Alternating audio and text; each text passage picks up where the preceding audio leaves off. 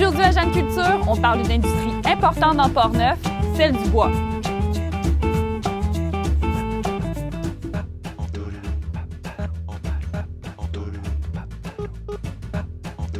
Olivier Moisan, tu es copropriétaire de la scierie Éloi Moisan à Saint-Gilbert. On est ici dans la cour à bois.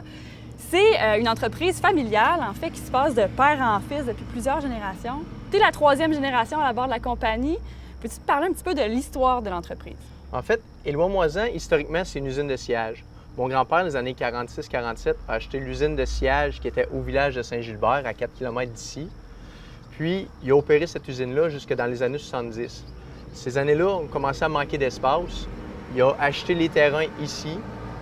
Ils ont déménagé l'usine. Ils ont transféré la maison aussi. Puis, il a continué à rouler ça à partir des années 72-73 sur son site actuel.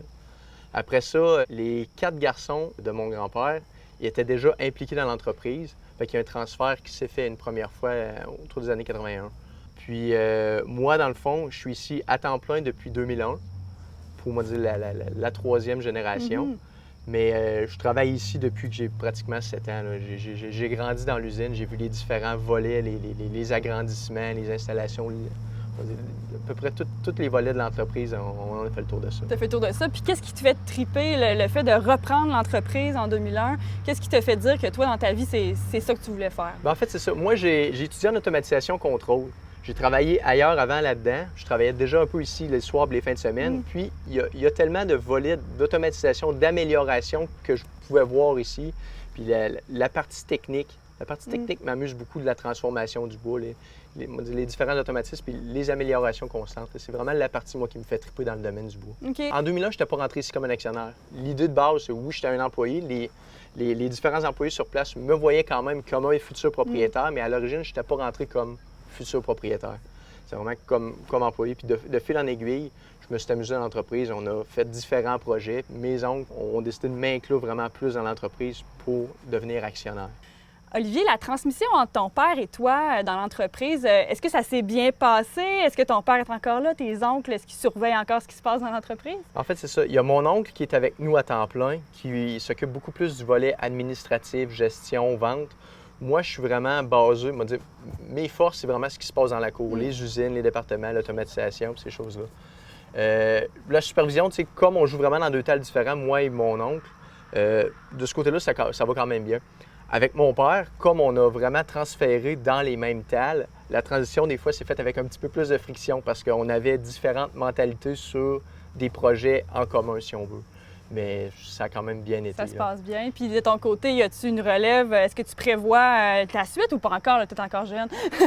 Mon plus vieux a 14 ans. OK. Il a commencé cet été à travailler de temps en temps, 1 ou 2 jours semaine ici à l'usine, à faire différentes tâches. C'est quelque chose qui dit qu'il l'amuse, mais on verra dans le temps comme dans le temps. Là. Comment ça se passe, une scierie, concrètement? Bien, en fait, nous autres, ici, on a vraiment 4 volets distincts. Il y a vraiment notre usine de sciage qui prend la bille proprement dite, qu'on achète de différents producteurs locaux. Le bio est transformé. Dans le fond, il est scié une première fois. On coupe les côtés après ça, on éboute les pièces de bois. Puis, selon les dimensions, épaisseur, grade, le bois est classé puis mis en pile dans la cour en vue de différentes transformations. Okay. Mais ça, c'est vraiment la partie usine de sciage. Après ça, on a 3 autres volets, 3 autres départements qui sont de l'autre côté de la rue. On a notre département séchage, pour vraiment faire le séchage du bois pour l'apporter à des niveaux d'humidité tolérables pour les constructions ou vraiment beaucoup plus sec pour le bois d'ébénisterie, le bois pour les artistes un peu plus ou faire des planchers, ces choses-là. Après ça, on a notre volet préparation qui fait différentes composantes, un peu pour les gars de palette. On décompose des pièces de bois un peu comme ce que vous voyez là. On les refend, on les recoupe, on les reclasse pour différents clients. Puis on a notre volet rabotage. Okay. On plane le bois 4 faces, encore là selon la volonté des différents clients avec qui on fait affaire. Selon les besoins. Puis est-ce qu'il y a différents types de bois que vous faites ou des bois que vous ne faites pas du tout? En fait, notre usine de sciage, historiquement, Éloi Moisan était un scieur de feuillus. Okay. Avec les années, on a toujours scié différentes essences. Puis, à un moment donné, on a fait la migration vers le mélèze, la pruche et les autres essences. Pain rouge, pain gris. Vraiment plus roulé pour nos produits à nous autres, les produits qu'on vend au détail.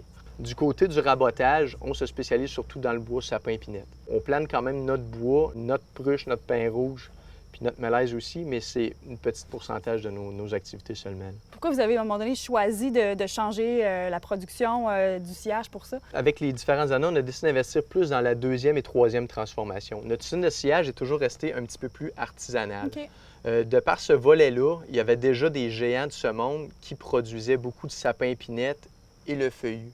Donc, nous, on avait toujours quand même déjà scié les autres essences, mais on a décidé de garder notre particularité qui faisait qu'on sciait plus d'autres essences puis qu'on revalorisait ces essences-là. Oui, parce que c'est assez peu connu du mélèze, justement. Vous êtes pas mal les seuls à le faire dans la région. En fait, le mélèze a des très belles propriétés. C'est un bois qui a des résistances à la pourriture lorsqu'il est mis à l'extérieur. C'est un bois qui a une très grande rigidité structurelle, justement pour les structures de pinceau, ces choses-là.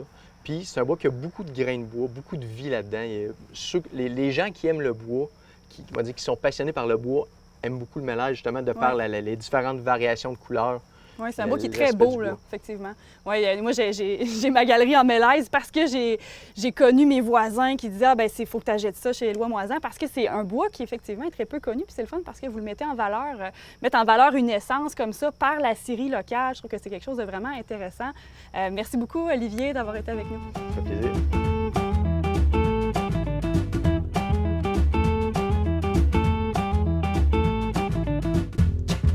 L'histoire de Portneuf, c'est aussi celle de l'exploitation forestière.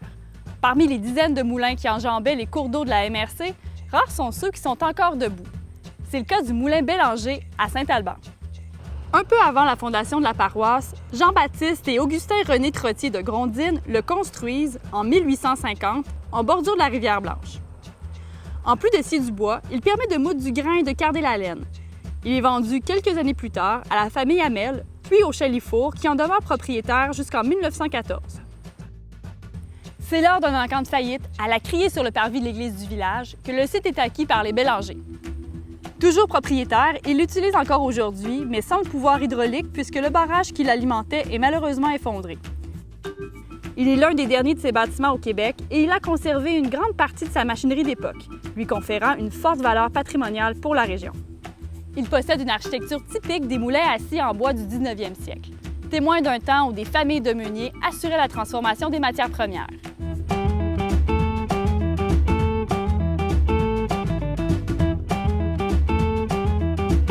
Steve Paquette est copropriétaire des Maisons d'Auvergne et tu nous reçois dans ton immense garage où tu construis actuellement un chalet en bois rond assez impressionnant. Vraiment, là, moi, je suis complètement sur le cul en ce moment parce que c'est la plus grosse maison que j'ai jamais vue. Mais en plus, elle est en bois rond et ça, c'est une technique très particulière. D'abord, comment ça marche, la technique du bois rond? Okay. Oui, bien, dans le fond, c'est la méthode scandinave. Donc, si vous regardez les livres, ce qui explique la méthode, c'est que tous les défauts de la bille d'en dessous sont reportés sur la bille du dessus.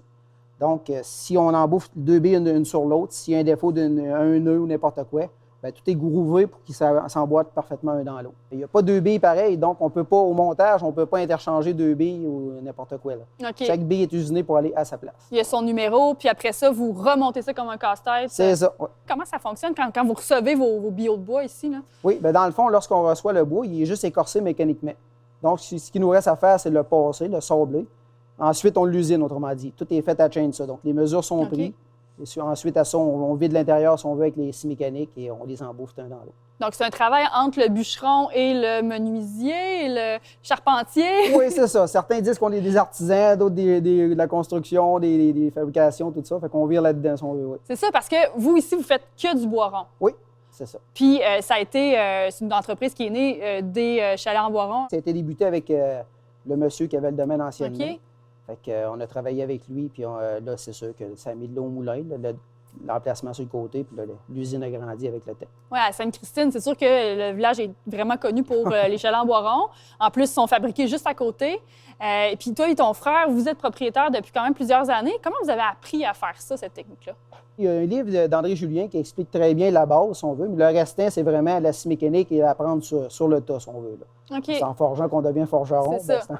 C'est en grouvant qu'on devient bon travailleur. Puis est-ce que vous avez une relève éventuellement qui voudrait reprendre ça ou vous êtes encore les seuls à connaître cette technique-là dans la région? Non, bien, c'est quand même ironique. Cette année avec le COVID, bien, j'ai mon garçon de 12 ans qui est venu travailler avec nous autres. C'est là mon frère qui vient lorsqu'on a des roches, tout ça. Fait que Ah oui? je m'attends que oui, mais tu sais, on les laisse aller dans leur partie. Le mien est encore très jeune aussi. C'est ça, là, donc, parce que c'est très technique. C'est quoi les défis d'un chalet en bois rond? Les défis, c'est surtout, moi je dirais bien, c'est lorsqu'ils nous arrivent avec un plan, puis il y a certaines choses, pas mal, tout est réalisable, mais il faut s'agencer à ce que ça fitte ensemble, tu sais, parce que le bio n'est pas parfaitement droit, choisir le bon bio, ou essayer de finir pour que les gars de finition puissent s'adapter à nous. Fait que c'est ces bouts-là qu'il faut agencer. Puis est-ce qu'on peut faire n'importe quel type de maison? Ou parce qu'il y a quand même un style dans les maisons en bois rond, on les voit tout le temps un peu du même style. C'est-tu parce que c'est la seule façon de les construire? Non, il y a plusieurs méthodes de construction du bois rond sur du bois carré, mais on est capable de s'adapter à pas mal toutes les structures qui sont faisables. Là. OK. Puis si on prend l'exemple de ce qu'on a ici dans le garage, y avait-tu est-ce qu'il y a des exemples que tu peux nous donner de défis techniques ou... je sais que tu es habitué maintenant, là, mais disons, les plus grands défis de construction de ce chalet-là, par exemple? Oui, je pourrais vous dire, les plus grands défis sont souvent dans la toiture. Regardez comme ici, on a un 2 versants. On a un toit qui va aller par-dessus la galerie qui va venir finir dedans. Fait qu'on va se ramasser avec des nous en bois rond. Fait que c'est les parties qu'il faut ajuster vraiment la structure parce que tout est apparent. Donc la structure est vraiment apparente. Oui, c'est ça. Les chevrons viennent finir dans notre nous. C'est les parties qu'il faut s'ajuster pour que ça paraisse bien de vue de l'intérieur, si on veut. Oui. Puis en fait, ce qui est particulier, c'est qu'il n'y a pas de clous, il n'y a pas de vis. On est vraiment dans du tenon mortaise comme à l'époque, ça tient sans colle aussi, c'est ça? C'est ça. Il n'y a aucun clou. Ils disent que c'est les maisons qui existent le mieux des séistes parce que justement, ils peuvent travailler un peu parce que la maison, on la travaille avec le bois vert, c'est ce qui va mieux pour le travailler. Okay. Donc, c'est pas sec. Il va se créer un affaissement. Fait que chaque 1 pied de haut, 12 pouces, va rapetisser de 3/4 de pouce. Fait que c'est le diamètre du bois qui rapetisse au séchage qui crée un affaissement. Fait que sur 5 ans, cette maison ici, elle va descendre facilement de 6-7 pouces. OK. Donc, tout est à prévoir dans la finition, les escaliers, les toilettes au 2e étage, tout. Quand même! Oui, c'est ça. C'est des bons enjeux quand on parle de défis. Je pense que c'est un bon défi que ta maison rapetisse à la fin. C'est vraiment très intéressant. Puis toi, est-ce que, ça fait déjà plusieurs années que tu fais des maisons en bois rond, mais est-ce que tu sens que tu as encore des choses à apprendre de cette technique-là? Ouf, on apprend tout le temps. Hein? Il y a tout le temps des nouveaux défis ou de l'amélioration, surtout aussi pour se rendre au produit final, mais il y a toujours du nouveau. Il y a plein de monde pour nous surprendre avec des idées, si on veut. C'est ça, c'est que ça dépend de ce que les clients vont te demander. C'est ça, on est toujours sur mesure. Tu sais, la différence entre ce genre de chalet-là, est-ce qu'on peut trouver au lac Carillon, par exemple, ou dans les chalets dans le coin de Saint-Hubal, tout ça, l'espèce de cabane de bûcherons, c'est-tu la même technique? Non, c'est sûr que dans le temps, c'était plus des constructions à poteaux qu'on appelle. Donc, il y avait un poteau debout dans le coin, ils mettaient des billes horizontales puis ils les fixaient avec un clou. Ce qui créait un jour entre les deux séchages. Ils mettaient ce qu'on appelle dans le temps de l'étau pour isoler, si on veut. Ça, c'est du crin de cheval, ça. C'est ça, à bord. Ouais. C'est justement, vous êtes informé. Oui. Fait que oui, c'est ça. Il y avait un petit peu de méthode de plat sur plat qui se faisait, mais c'est beaucoup à poutre et poteau, si on veut, qu'on appelle ce qui se faisait dans le temps. Puis plat sur plat, c'est-à-dire? Plat sur plat, ça veut dire qu'il pognait sur un godin d'or, je ne sais pas trop quoi, puis il faisait 2 plats à billes, puis il appuyait une sur l'autre. OK. Parce que lorsqu'on appuie 2 billes en bois rond, l'imperfection n'est pas large, fait qu'il mettait plus d'étoupe, si on veut, pour boucher. C'est ce qu'on voit pas mal dans les camps, quand on va rénover des camps, ces EC ou ces choses-là, des camps dissolubes, c'est ce qu'on voit comme c'est les techniques anciennes. Là, ce que vous faites, est-ce que c'est une technique qui est répandue? Vous êtes combien à faire ça au Québec? Au Québec, les dernières fois, on était une vingtaine certains au Québec à en faire lorsqu'on allait dans les shows, si on veut, tout ça. Oui. C'est sûrement dans les mêmes choses encore. C'est qu'il y a plusieurs méthodes de construction. Il y a de l'usinage qui ressemble à la scandinave aussi. Donc, Mais ça, c'est vraiment du artisanal à 100 c'est justement, celui qui veut, mettons, un bio de bois usiné rond d'un bout à l'autre qui a l'air d'un 2x4 rond, il y a du monde qui les en font, puis nous, on fait la partie qui est vraiment naturelle du bois. Fait qu'il y a des produits pour tout le monde, c'est parfait. C'est ça, on voit les imperfections. On sent très bien les grosseurs de bûches qui sont complètement différentes quand même. C'est ce qu'on dit souvent, nous, pour se défendre un peu, l'imperfection crée la beauté, fait que ça nous permet de se défendre là-dessus. C'est ça, le look artisan. Oui. Merci, Steve.